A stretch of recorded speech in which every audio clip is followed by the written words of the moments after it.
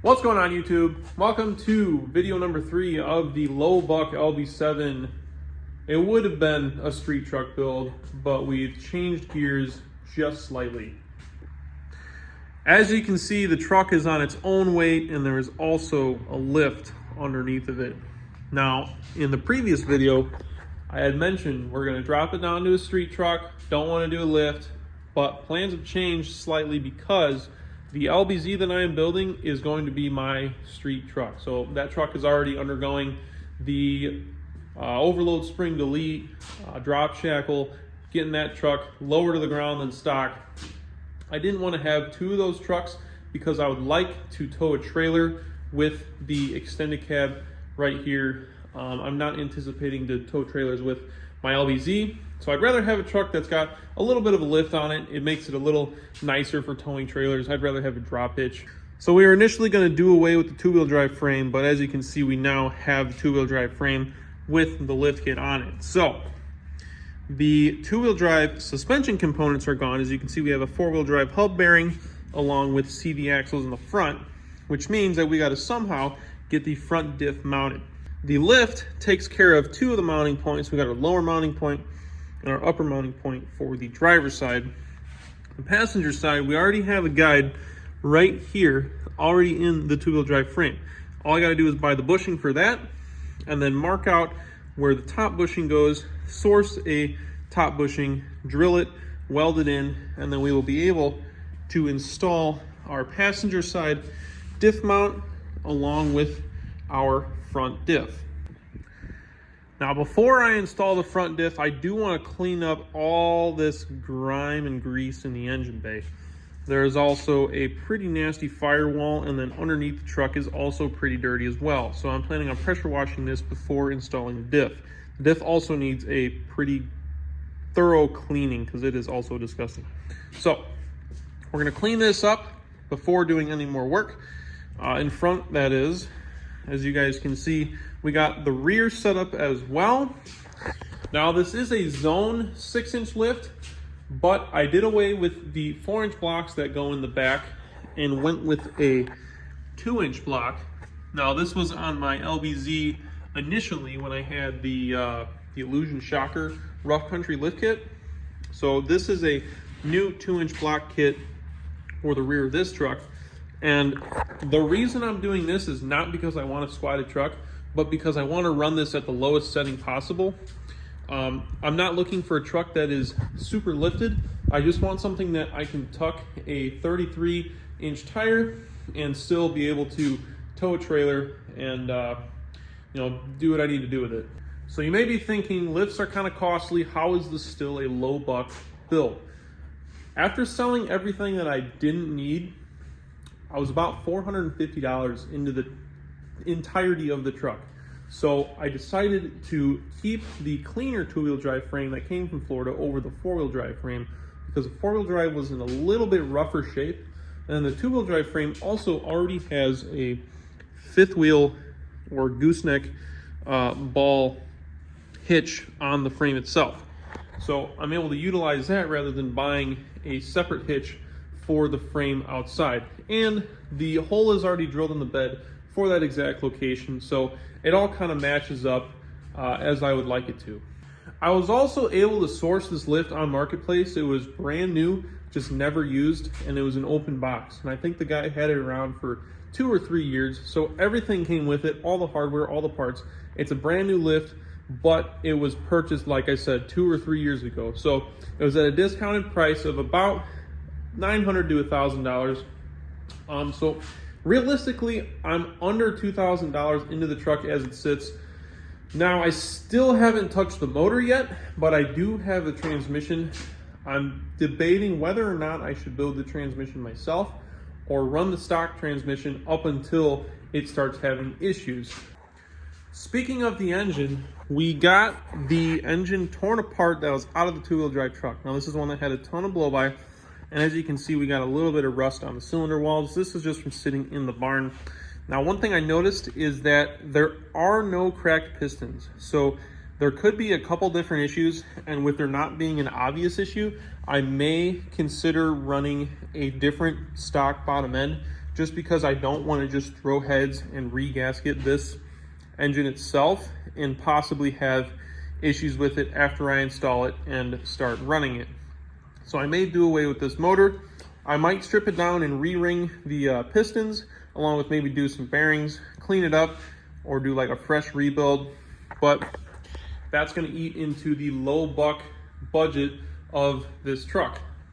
So I'm kind of, not sure exactly what I want to do with it yet, but I've got options. So in the last video, I had explained that the two-wheel drive and four-wheel drive interiors needed to be swapped. And the reason for this is because the four-wheel drive interior has all the four-wheel drive functions in it. So to get rid of the rusty cab and keep the clean cab, I wanted to swap everything from the four-wheel drive interior to the two-wheel drive to make sure that it is all factory and working. While I had the interior out, I went ahead and put a brand new carpet in, along with redid the headliner and the seat bolsters on the driver's side. The passenger side is still in pretty good shape. As you can see, we got a couple, creases in the cover itself. This will eventually work itself out. I did the top and the bottom, along with replaced the heating elements. As you can see, the doors are in a little rough shape where the panels that is. I have to buy a new window switch or somehow get this to stop popping out. This is your classic GMT 800 issues here. And then I also still have to get mirrors. So it's not entirely buttoned up yet, but we are getting there. The back seat is in. As you can see, we have some upholstery stuff and seat foam for the passenger side, which I ended up not using because it was still in good shape. And then the sun visors, I will have to dye black. As you can see, they are pretty gross and stained up. I want to dye them black to match the fabric of the headliner. Another thing I went ahead and did was bought some more fuel line for the fast fuel pump, along with a sump kit. Now this is a cheap Amazon sump kit. This is nothing special. I have not run this before, but I'm going to find out how well it works. I'm assuming it's gonna run just as well as any other sump kit. I mean, the whole point of a sump is so that it's at the lowest point of the tank. That way it's not trying to suck fuel through the fuel hole. So that is installed.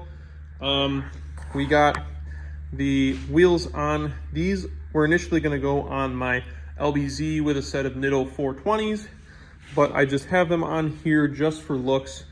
As you can see, the truck right now has a pretty tall stance. Not really digging it. I'm hoping once the engine and trans are installed into the chassis that it drops the front end a little bit. I'm looking to run it at a level. As you can see right now, it is sitting at quite a bit of a squat. So once the weight's in it, the goal is that it'll drop it down to what the rear height is. And then as you guys can see, we got the fenders installed. This is temporary because I need to fix the fender alignment. So this body line right here was pretty messed up, and I'm not sure why. The bottom of the fenders were kind of crinkled up. Nothing really looks like it was in an accident.